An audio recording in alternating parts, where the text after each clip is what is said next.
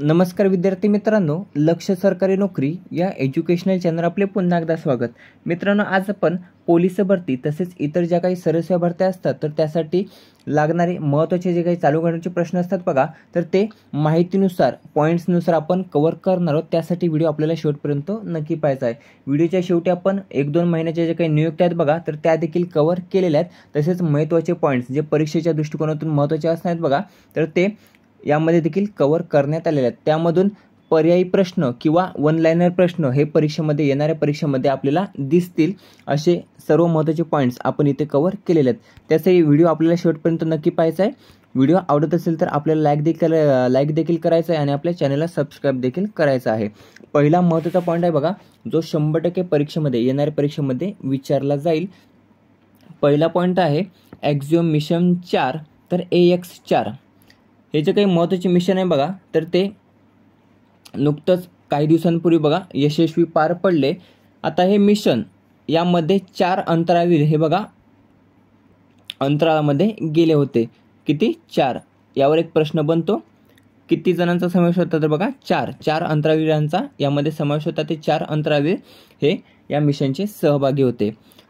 आताचे 4 अंतराळवीर कोण? तर एक आहे तर शुभांशु शुक्ला, दुसऱ्यात पेगी विटसन, तिसऱ्यात स्लावोस उजनॅन्स्की विश्निवेस्की आणि चौथ्यात टिबोर कापू. यांचा जर देश विचारला तर शुभांशु शुक्ला हे आपल्या भारताचे अंतराळवीर आहेत. त्यानंतर दुसऱ्यात पेगी विटसन हे अमेरिकेचे आहेत.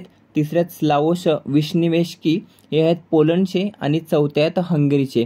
कधी कधी या देशांवर देखील प्रश्न विचारला जाईल. ॲक्झिओम मिशन 4 यामध्ये कोणत्या देशाचे अंतराळवीर हे सहभागी नव्हते असा देखील प्रश्न विचारला जाऊ शकतो. तर त्यामध्ये हे 4 देश आपल्याला लक्षात ठेवायचे आहेत: भारत, अमेरिका, पोलंड आणि हंगेरी. तर या 4 देशांचा त्यामध्ये समावेश होता. त्या 4 देशांना सोडून इतर देशाचा एक पर्याय त्यामध्ये दिला जाईल आणि ते आपलं योग्य उत्तर असणार आहे. लक्षात ठेवायचं आहे. कधी कधी यापैकी एकच देश दिला जाईल आणि बाकीचे जे यामध्ये सहभागी नव्हते ते देश दिले जातील आणि यामध्ये योग्य पर्याय निवडायचा असेल असा देखील प्रश्न विचारला जाऊ शकतो. त्यासाठी महत्त्वाचे अंतराळवीर आणि देश हे आपल्याला 4 लक्षात ठेवायचे आहेत.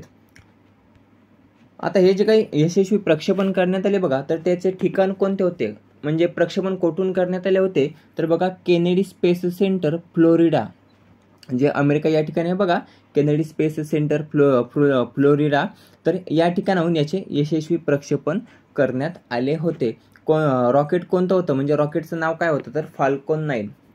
लक्षात ठेवायचं, फाल्कॉन 9. यानाचे नाव काय होते? SpaceX क्रू ड्रॅगन ग्रेस असं त्या यानाचं नाव होतं, जे यशस्वी प्रक्षेपण करण्यात आलं होतं. कधी कधी रॉकेटचे नाव विचारले जाईल फाल्कॉन 9, यानाचे नाव SpaceX क्रू ड्रॅगन ग्रेस आणि प्रक्षेपणाचं ठिकाण जर विचारलं तर केनेडी स्पेस सेंटर फ्लोरिडा. जी काही मोहीम होती बघा, मोहिमेची सुरुवात आणि शेवट यामध्ये आपण कव्हर करून घेऊया. सुरुवात होती बघा, प्रारंभ म्हणजे यशस्वी प्रक्षेपण केव्हा करण्यात आले? तर 25 जून 2025 केनेडी स्पेस सेंटर या ठिकाणाहून याचे यशस्वी प्रक्षेपण करण्यात आलं. ते इंटरनॅशनल स्पेस स्टेशन म्हणजेच ISS वर पोहोचले केव्हा? तर 26 जून 2025 प्रक्षेपण करण्यात आलं 25 आणि त्याच्या दुसऱ्याच दिवशी हे ISS वर पोहोचलं. लँडिंग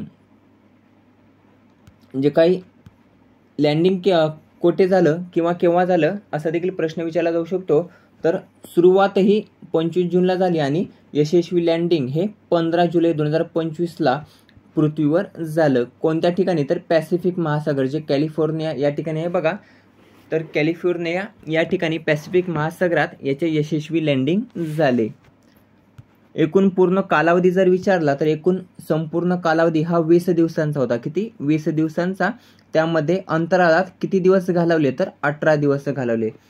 प्रश्न फिरवून विचारला जाऊ शकतो. एकूण कालावधी विचारला तर 20 दिवसांचा होता, परंतु अंतराळवीर हे अंतराळात किती दिवस घालवले त्यांनी? तर 18 दिवस घालवले. ही सर्व माहिती पर्यायांमध्ये बघा विचारली जाऊ शकते. त्यासाठी सर्व माहिती आपल्याला नीट काळजीपूर्वक पाहायची आहे. याची वहीमध्ये आपल्याला नोट डाऊन देखील करायचा आहे. त्याचा PDF मी टेलिग्रामवर अपलोड करणारच आहे.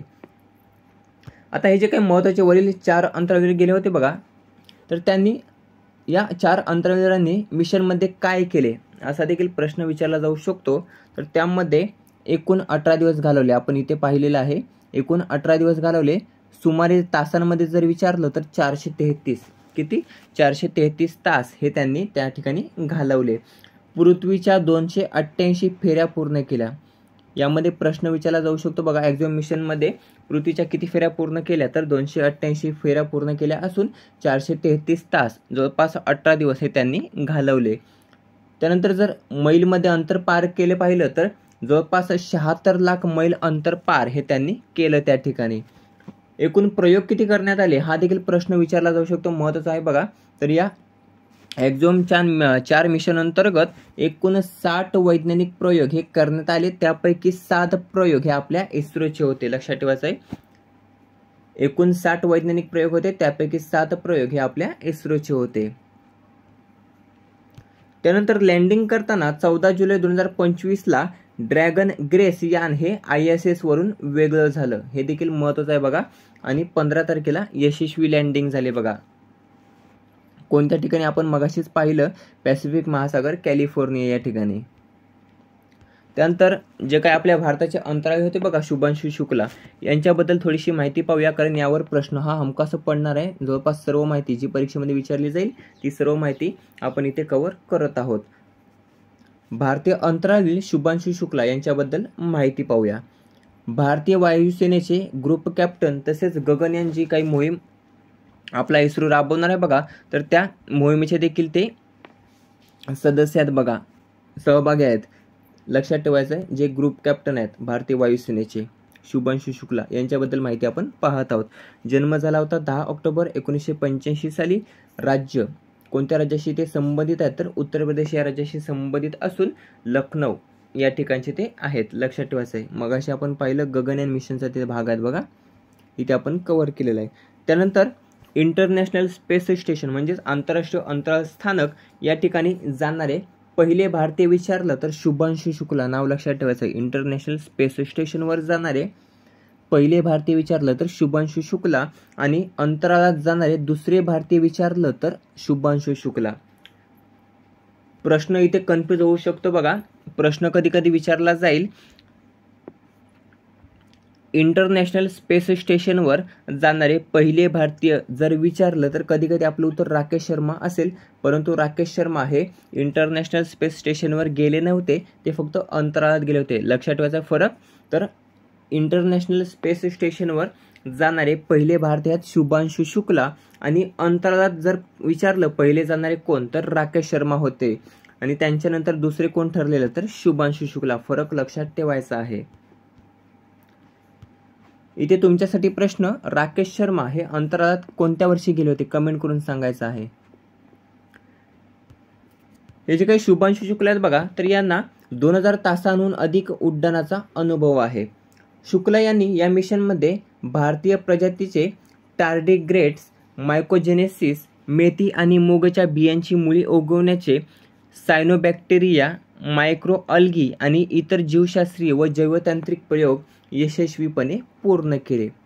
त्यानंतर परीक्षेमध्ये रिपीट होणारे महत्त्वाचे प्रश्न, जे आतापर्यंत पोलीस भरती असेल किंवा इतर ज्या काही सरसेवा भरती असतात बघा, तर त्यामध्ये रिपीट होणारे प्रश्न आपण इथे कव्हर केलेले आहेत. पहिला महत्त्वाचा प्रश्न असताना बघा, भारताच्या पहिल्या महिला अंतराळवीर कोण? सर्वांना माहिती असेलच, तर भारताच्या पहिल्या महिला अंतराळवीर आहेत बघा, कल्पना चावला. त्यानंतर दुसरा प्रश्न विचारला जातो, जगातील पहिल्या महिला अंतराळवीर कोण? तर वेलेंटिना टेरेशकोवा. लक्षात ठेवायचं, ज्या रशियाच्या आहेत, रशियाच्या. तर या रशियाच्या आहेत बघा, ज्या जगातील पहिल्या महिला अंतराळवीर आहेत, वेलेंटिना टेरेशकोवा. त्यानंतर अंतराळात जाणारी पहिली व्यक्ती जर विचारली तर युरी गागारिन. नाव लक्षात ठेवायचं, युरी गागारिन ही अंतराळात जाणारी पहिली व्यक्ती आहे. आणि त्यानंतर चंद्रावर पाऊल ठेवणारी पहिली व्यक्ती जर विचारली तर नील आर्मस्ट्रॉंग. हा बहुतेक वेळा रिपीट झालेला प्रश्न आहे बघा, चंद्रावर पाऊल ठेवणारी पहिली व्यक्ती कोण होती? तर नील आर्मस्ट्रॉंग. आता शुभांशु शुक्लावर यांच्यावर एक 100% प्रश्न हा विचारला जाईल. बहुतेक जर प्रश्न विचारला तर हाच प्रश्न विचारला जाईल. आंतरराष्ट्रीय स्पेस स्टेशनवर जाणारे पहिले भारतीय जर विचारलं तर शुभांशु शुक्ला, हा 100% प्रश्न हा विचारला जाईल. त्यानंतर अंतराळात जाणारे जर विचारलं तर ते दुसरे असणार आहेत. त्यानंतर चंद्रयान-3 जे काही यशस्वी मोहीम पार पडली बघा, त्यावर देखील प्रश्न विचारला जाऊ शकतो. तर त्यामध्ये बघा चंद्रयान-3 मुळे चंद्राच्या दक्षिण ध्रुवावर यशस्वी लँडिंग करणारा भारत हा कितवा देश ठरला होता? तर बघा पहिला देश ठरला होता चंद्राच्या दक्षिण ध्रुवावर यशस्वी लँडिंग करणारा. आणि चंद्रावर अवकाशाने उतरवणारा भारत हा कितवा देश ठरला होता? तर बघा चौथा देश ठरला होता. हे दोन्ही प्रश्न महत्त्वाचे असणार आहेत बघा येणाऱ्या भरतीसाठी, हे देखील विचारले जाऊ शकतात. त्यानंतर दुसरा पॉईंट असणार आहे, सांस्कृतिक कार्यमंत्री आशिष शेलार यांनी नुकतंच गणेशोत्सव हा राज्य उत्सव साजरा केला जाणार असल्याचे नुकतंच जाहीर केलेले आहे. इथे 2 प्रश्न आपले तयार होतात. सांस्कृतिक कार्यमंत्री सध्या कोण आहेत? आशिष शेलार आहेत. त्यानंतर महाराष्ट्राचा कोणता उत्सव हा राज्योत्सव म्हणून साजरा केला जाणार आहे असं नुकतंच त्यांनी जाहीर केलं? तर बघा गणेशोत्सव हा बघा आता महाराष्ट्र राज्याचा राज्य उत्सव असणार आहे. 2 प्रश्न कव्हर झाले. आता पुढची माहिती पाहूया. गणेशोत्सवाला राज्योत्सव म्हणून मान्यता द्यावी अशी मागणी कोणत्या आमदाराने केली होती विधानसभेत? असा जर प्रश्न विचारला तर महत्त्वाचं नाव लक्षात ठेवायचं, हेमंत रासने. तर हेमंत रासने यांनी विधानसभेत गणेशोत्सवाला राज्योत्सव म्हणून मान्यता द्यावी अशी मागणी केली होती. विधानसभेचे अध्यक्ष कोण आहेत? राहुल नार्वेकर. लक्षात ठेवायचं आहे राहुल नार्वेकर. त्यानंतर महाराष्ट्राबद्दल थोडीशी माहिती पाहूया. जे महत्त्वाचे आहेत बघा पॉईंट्स, ते परीक्षेमध्ये विचारले जातात, ते आपण इथे कव्हर करूया. यामध्ये 3 प्रश्न विचारले होते बघा.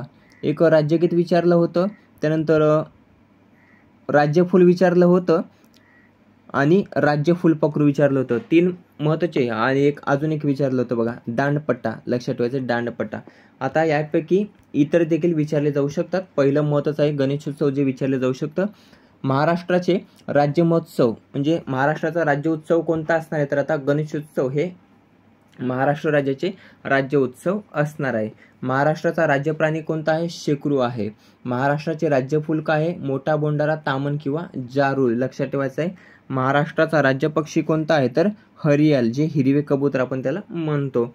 महाराष्ट्राचे राज्य फुलपाखरू ब्लू मॉर्मॉन बघा, ब्लू मॉर्मॉन. फुलपाखरू जाहीर करणारे देशातील पहिले राज्य आपले महाराष्ट्र होते बघा. लक्षात ठेवायचं आहे.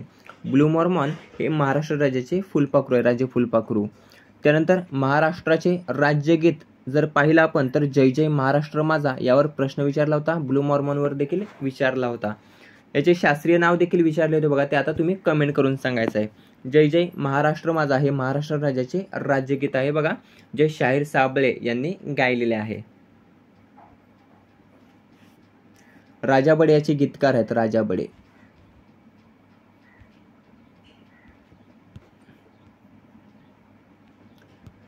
पुढचा आहे महाराष्ट्राच्या राज्य कांदळवन वृक्ष कोणता? तर महाराष्ट्राचा राज्य कांदळवन वृक्ष आहे पांढरी चिप्पी. त्यानंतर महाराष्ट्र राज्याचा राज्य मासा कोणता? तर सिल्वर प्रॉम्पेट, ज्याला आपण पापलेट म्हणतो बघा. सॉरी, पायलेट म्हणलं मी, तर पापलेट म्हटलं जातं बघा. हे महाराष्ट्र राज्याचे राज्य मासा आहे. त्यानंतर महाराष्ट्राचा राज्यशस्त्र काय आहे? तर बघा दांडपट्टा. हा गेल्या वर्षी प्रश्न विचारला होता बघा. तर महाराष्ट्र राज्याचे राज्यशस्त्र आहे दांडपट्टा. राज्यखेळ विचारलं तर कबड्डी. आणि राज्यमाता जर विचारलं तर बघा देशी गाय. एकनाथ शिंदेने गेल्या वर्षीच बघा देशी गायीला बघा राज्यमातेचा दर्जा दिला होता. तसेच महाराष्ट्र राज्याचे राज्यशस्त्र देखील दांडपट्टा हे गेल्या वर्षी त्यांच्याच काळात बघा जाहीर करण्यात आले होते. तिसरा आणि महत्त्वाचा पॉईंट बघा, यावर देखील एक तरी हमखास प्रश्न हा विचारला जाईल, कारण महत्त्वाचा पॉईंट आहे बघा. इथे सर्व आपण माहिती कव्हर करणार आहोत. तिसरा पॉईंट असणार आहे नरेंद्र मोदी यांना मिळालेले 2025 मधील आंतरराष्ट्रीय पुरस्कार. आता यामध्ये महत्त्वाचे पुरस्कार आपण पाहणार आहोत बघा. पहिला आणि आता 2025 मध्ये मिळालेले महत्त्वाचे पुरस्कार. 2025चा पहिला पुरस्कार असणार आहे बार्बाडोस. तर बार्बाडोस देशाचा पुरस्कार ऑर्डर ऑफ फ्रीडम, तर हा त्यांना 6 मार्च 2025 रोजी प्राप्त झाला होता. याची घोषणा 2024 मध्ये झाली होती, परंतु प्राप्त हा 2025 मध्ये झाला, 6 मार्च 2025ला. लक्षात ठेवायचं आहे बार्बाडोसचा पुरस्कार आहे ऑर्डर ऑफ फ्रीडम. त्यानंतर दुसरा आहे 2025चा पुरस्कार मॉरिशस देशाचा. मॉरिशस देशाचा grand commander of the order of the star and की ऑफ द इंडियन ओशन हा पुरस्कार आहे बघा, जो त्यांना 11 मार्च 2025ला प्राप्त झाला होता आणि हा 2025चा दुसरा पुरस्कार होता. इथे प्रश्न कसा विचारला जाईल बघा, एक कुठला तरी पुरस्कार दिला जाईल जो त्यांना मिळालेला नाही असा पुरस्कार दिला जाईल आणि चुकीचा पर्याय आपल्याला निवडायचा असेल किंवा न मिळालेले पुरस्कार दिले जातील आणि एक पुरस्कार दिला जाईल जो त्यांना मिळालेला आहे, त्या योग्य पर्याय आपल्याला निवडायचा असेल असा देखील प्रश्न विचारला जाईल किंवा जोड्या लावूनमध्ये प्रश्न विचारला जाईल बघा. देश दिले जातील आणि त्या देशाचे पुरस्कार दिले जातील आणि त्याची आपल्याला जोडी लावायची असेल असा देखील प्रश्न विचारला जाईल. त्यासाठी महत्त्वाचं लक्षात ठेवायचं आहे किंवा वन लाईनर देखील प्रश्न विचारला जाईल. पुढचा श्रीलंका देशाचा पुरस्कार आहे जो श्रीलंका मित्र विभूषण, लक्षात ठेवायचा आहे. श्रीलंका मित्र विभूषण हा पुरस्कार आहे बघा जो त्यांना 5 एप्रिल 2025 प्राप्त झाला होता. पुढचा आहे सायप्रस देशाचा, त्याचं नाव आहे बघा grand cross of the order of Makarios 3 असा तो पुरस्कार आहे बघा. हा त्यांना 16 जून 2025 प्राप्त झाला होता. त्यानंतर घाना देशाचा पुरस्कार आहे, घानाचा order of the star of Ghana हा पुरस्कार आहे जो त्यांना 2 जुलै 2025 प्राप्त झाला होता. पुढचा आहे त्रिनिदाद अँड टोबॅगो, हा पुरस्कार त्यांना 4 जुलै 2025 प्राप्त झाला होता. त्याचं नाव आहे बघा order of the Republic of Trinidad and Tobago. त्यानंतर पुढचा आहे ब्राझील देशाचा पुरस्कार, ब्राझील देशाच्या पुरस्काराचं नाव आहे बघा grand collar of the national order of the southern cross, हा पुरस्कार आहे जो त्यांना 8 जुलै 2025 प्राप्त झाला होता. आणि पुढचा आहे 2025 शेवटचा पुरस्कार जो नमिबिया देशाचा आहे बघा, त्याचं नाव आहे order of the most ancient Welwitschia Mirabilis असं त्या पुरस्काराचं नाव आहे बघा, जो 2025 शेवटचा पुरस्कार 9 जुलै 2025 त्यांना प्राप्त झाला होता. 2025 मध्ये एकूण प्राप्त किती पुरस्कार झाले त्यांना असा देखील प्रश्न विचारला जाईल. तर बघा बार्बाडोस 1, 2, 3, 4, 5, 6, 7, 8 एकूण 8 पुरस्कार 2025 त्यांना प्राप्त झालेले आहेत. देखील प्रश्न विचारला जाऊ शकतो, लक्षात ठेवायचा आहे. पहिला आणि शेवटचा देखील विचारला जाईल. तर पहिला आहे बार्बाडोसचा आणि शेवटचा आहे नमिबिया देशाचा. त्यानंतर पुढचे महत्त्वाचे पॉईंट्स वन लाईनरमध्ये विचारले जातील असे कव्हर करूया. नरेंद्र मोदी यांना आतापर्यंत किती देशांच्या आंतरराष्ट्रीय पुरस्काराने सन्मानित करण्यात आलेले आहे? तर बघा इथे प्रश्न विचारला तर बघा लक्षात ठेवायचं 27. आतापर्यंत त्यांना 27 देशांच्या आंतरराष्ट्रीय पुरस्काराने त्यांना नुकतंच सन्मानित करण्यात आलेलं आहे. 2025 मध्ये एकूण 8 लक्षात ठेवायचं आहे. पहिला पुरस्कार 2016 साली त्यांना मिळाला होता. हे पुढे आपण कव्हर करणार आहोत बघा. तोच दुसरा मुद्दा असणार बघा, पहिला आंतरराष्ट्रीय पुरस्कार नरेंद्र मोदी यांना कोणत्या वर्षी प्राप्त झाला होता असा प्रश्न विचारला तर 2016 लक्षात ठेवायचा आहे. कोणत्या देशाचा विचारलं तर सौदी अरेबिया. आणि त्या पुरस्काराचं नाव विचारलं तर order of the Abdul Aziz Al Saud. एकाच प्रश्नामध्ये सर्व विचारलं तर बघा असा प्रश्न विचारला जाईल. सौदी अरेबियाचा order of Abdul Aziz Al Saud हा पुरस्कार 2016 रोजी प्राप्त झाला असून तो कोणास प्राप्त झाला होता तर नरेंद्र मोदी यांना प्राप्त झाला होता. लक्षात ठेवायचं आहे. कधी कधी प्रश्न विचारला जाईल नरेंद्र मोदी यांना मिळालेला पहिला पुरस्कार कोणता तर order of Abdul Aziz Al Saud, लक्षात ठेवायचा, जो सौदी अरेबिया देशाचा आहे. त्यानंतर पुढचा मुद्दा असणार आहे सर्वाधिक आंतरराष्ट्रीय पुरस्कार मिळवणारे नरेंद्र मोदी हे पहिले नेते ठरले आहेत बघा. इथे देखील महत्त्वाचा प्रश्न बनतो. सर्वाधिक आंतरराष्ट्रीय पुरस्कार प्राप्त करणारे पहिले नेते कोण तर नरेंद्र मोदी, ज्यांना एकूण 27 देशांचे पुरस्कार त्यांना प्राप्त आहेत. पुढचा एक महत्त्वाचा प्रश्न आहे बघा, हा देखील विचारला जाऊ शकतो. तर नरेंद्र मोदी यांनी आतापर्यंत एकूण 17 देशांच्या संसदेमध्ये बघा भाषण केलेलं आहे. हा देखील महत्त्वाचा पॉईंट आहे बघा. त्यानंतर नरेंद्र मोदींना 2 महत्त्वाचे देखील पुरस्कार प्राप्त आहेत. त्यांची नावे सांगतो मी. नरेंद्र मोदींना पहिला लता दीनानाथ मंगेशकर पुरस्कार 2022 जो 2022 साली सुरू करण्यात आला होता बघा, आणि तो पहिला पुरस्कार हा नरेंद्र मोदी यांना प्राप्त झाला होता. त्याचं नाव आहे बघा पहिला लता दीनानाथ मंगेशकर पुरस्कार, ज्याची स्थापना 2022 साली करण्यात आली होती आणि तो पहिलाच पुरस्कार हा नरेंद्र मोदींना प्राप्त झाला होता. दुसरा कोणास प्राप्त झाला होता कमेंट करून सांगायचा आहे. 2025 प्राप्त झाला होता कुमार मंगलम बिर्ला यांना. त्यानंतर पुढचा आहे लोकमान्य टिळक राष्ट्रीय पुरस्कार 2023. तर लोकमान्य टिळक राष्ट्रीय पुरस्कार 2023 हा देखील त्यांना मिळालेला महत्त्वाचा पुरस्कार आहे. हे देखील विचारलं जातं, त्यासाठी ते देखील आपल्याला लक्षात ठेवायचं आहे. झाले 2 महत्त्वाचे पुरस्कार इथे कव्हर झाले. पुढचा 14 महत्त्वाचा पॉईंट असणार आहे बघा.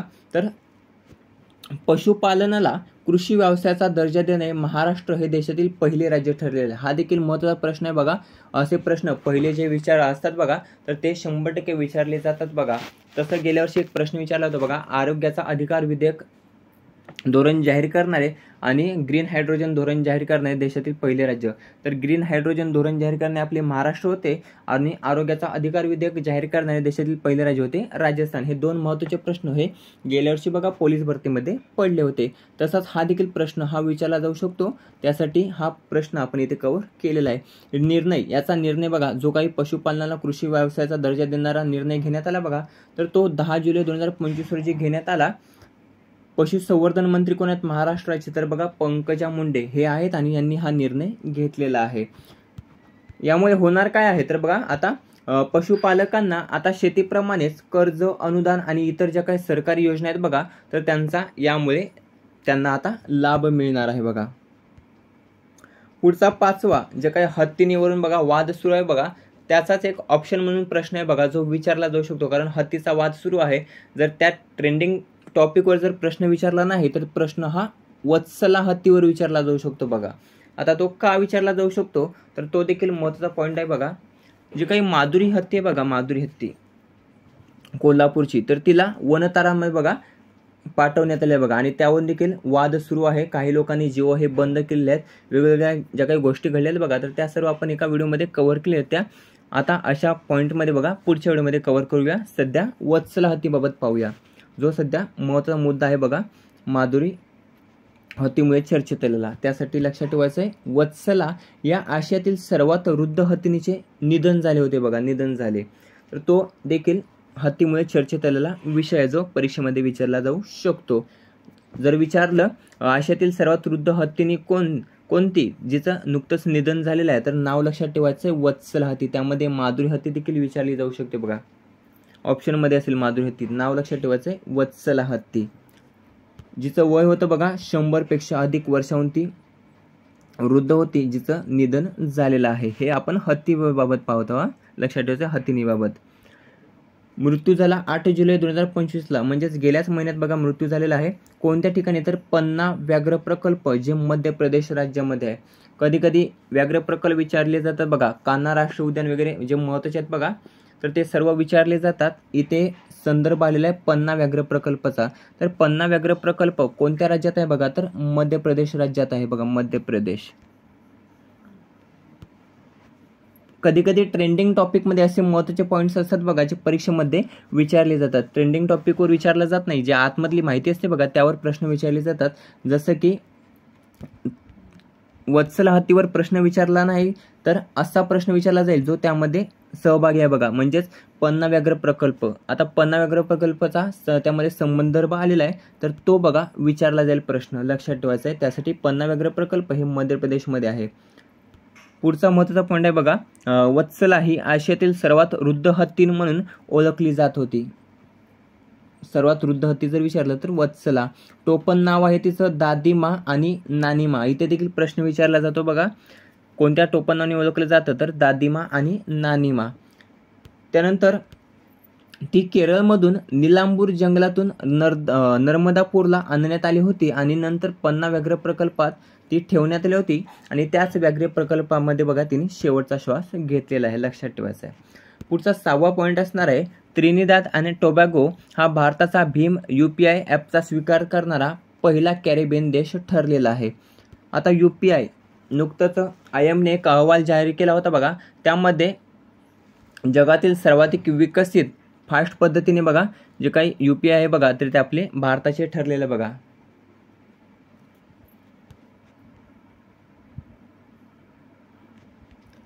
हे जे काही त्रिनिदाद आणि टोबॅगो यांनी जे काही भारताचे भीम UPI स्वीकार केलेले बघा तर याची घोषणा केली होती 3-4 जुलै 2025 रोजी नरेंद्र मोदी भेटी दरम्यान. इथे प्रश्न विचारला जाईल बघा UPI सध्या ट्रेंडिंग टॉपिक आहे बघा, तर UPI वर प्रश्न विचारला जाईल, त्याचा फुल फॉर्म विचारला जाईल बघा, फुल फॉर्म. तर UPIचा फुल फॉर्म आहे युनिफाईड पेमेंट इंटरफेस, लक्षात ठेवायचं आहे युनिफाईड पेमेंट इंटरफेस असा UPIचा फुल फॉर्म आहे. याची सुरुवात झाली होती 2016 साली. हा गेल्या वर्षी प्रश्न विचारला होता बघा, हे दोन्ही प्रश्न विचारले होते. UPIचा फुल फॉर्म आणि सुरुवात, तर UPIची सुरुवात झाली होती 2016 साली. विकसित कोणी केलेलं तर NPCIने विकसित केलेलं आहे, ज्याचं फुल फॉर्म आहे national payment corporation of India. लक्षात ठेवायचं आहे, national payment corporation of India. एकूण 8 देशांनी UPI स्वीकारलेला आहे, त्यामध्ये Bhutan, Nepal, Mauritius, Singapore, Sri Lanka, France, संयुक्त अरब अमिरात, त्रिनिदाद आणि टोबॅगो. त्यानंतर नमिबिया देखील आहे बघा, नमिबिया. लक्षात ठेवायचं आहे.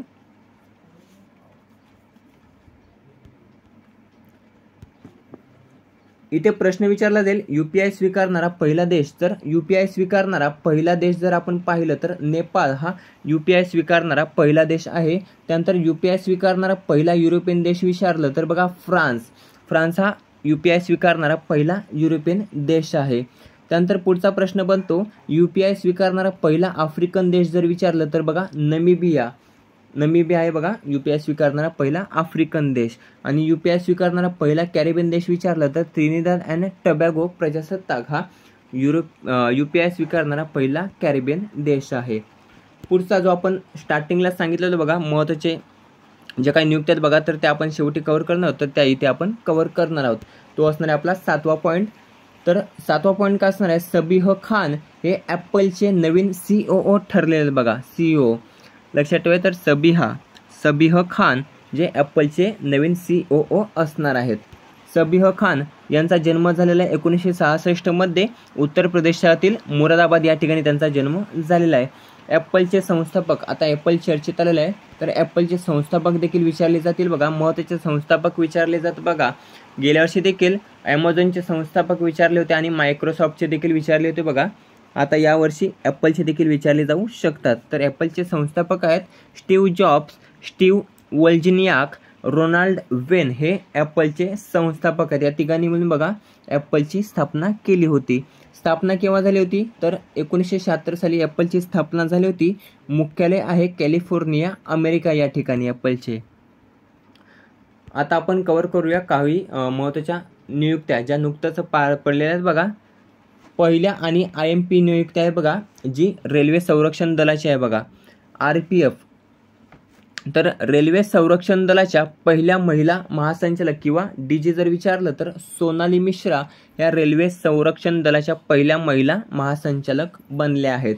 त्यानंतर 6व्या राज्य वित्त आयोगाच्या अध्यक्षपदी कोणाची निवड करण्यात आलेली तर बघा नितीन खैरे यांची निवड करण्यात आलेली आहे, जे महाराष्ट्र राज्याचे माजी मुख्य सचिव होते बघा. लक्षात ठेवायचं आहे, माजी मुख्य सचिव मनोज सौनिक यांच्यानंतर.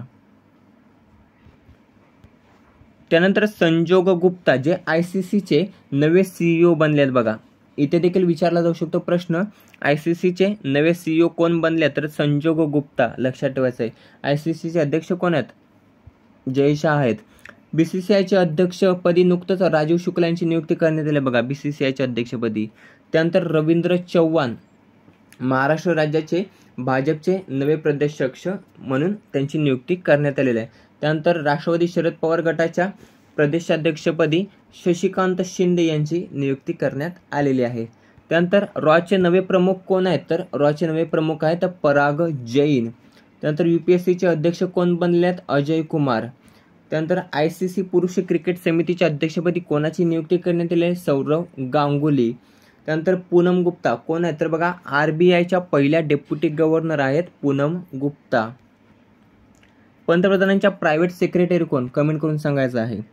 पुढचा आहे भारतीय फुटबॉल संघाच्या मुख्य प्रशिक्षकपदी कोणाची नियुक्ती करण्यात आली तर खालिद जमील यांची नियुक्ती करण्यात आलेली भारतीय फुटबॉल संघाच्या मुख्य प्रशिक्षकपदी.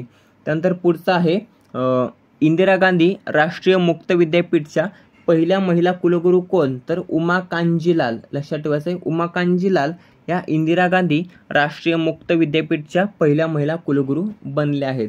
त्यानंतर 47वे नौदल उपप्रमुख कोण बनले तर बघा संजय वात्स्यायन हे 47वे नौदल उपप्रमुख बनले आहेत. त्यानंतर भारतीय लष्कर उपप्रमुख कोण बनले तर बघा पुष्पेंद्र सिंग हे भारताचे नवे लष्कर उपप्रमुख बनले आहेत. मित्रांनो, अशा प्रकारे 7 महत्त्वाचे टॉपिक जे माहितीनुसार आपण कव्हर केलेले आहेत, जे पोलीस भरती तसेच इतर ज्या काही सरसेवा भरती असतात बघा, तर त्यामध्ये हमखास विचारले जातील असे आपण टॉपिक कव्हर केलेले आहेत. पुढचाही पाठ आपण पाहणार आहोत बघा. त्या पाठमध्ये देखील महत्त्वाचे ज्यामध्ये IPL वगैरे असेल बघा, तर ते सर्व पाठ आपण अशा माहितीचे आपण कव्हर करणार आहोत, ज्यामध्ये महत्त्वाचे पॉईंट्स हे आपण माहितीनुसार कव्हर करणार आहोत. त्यामध्ये कोणता जरी प्रश्न विचारला तर तुम्हाला त्याचं टेन्शन राहणार नाही, म्हणजे योग्य उत्तर देता येईल. जसं की पर्याय असेल, वन लाईनर असेल, कसलाही प्रश्न जर विचारला तर त्याचं उत्तर तुम्हाला हमखास येईल अशी माहिती आपण त्यामध्ये कव्हर करणार आहोत. सध्या 7 महत्त्वाचे पॉईंट्स कव्हर केले, ते आपण या ठिकाणी पाहिले. व्हिडिओ कसा वाटला कमेंट करून नक्की सांगायचं आहे. व्हिडिओ आवडला असेल तर मित्रांसोबत जास्तीत जास्त शेअर करायचं, तसेच आपल्या चॅनलला सबस्क्राईब देखील करायचं आहे. या अगोदर 2 पार्ट टाकलेले आहेत, हा असणार आहे 3रा. आता उद्या किंवा परवा आपण पाहूयात 4था. भेटूया पुढच्या वेळेमध्ये. धन्यवाद.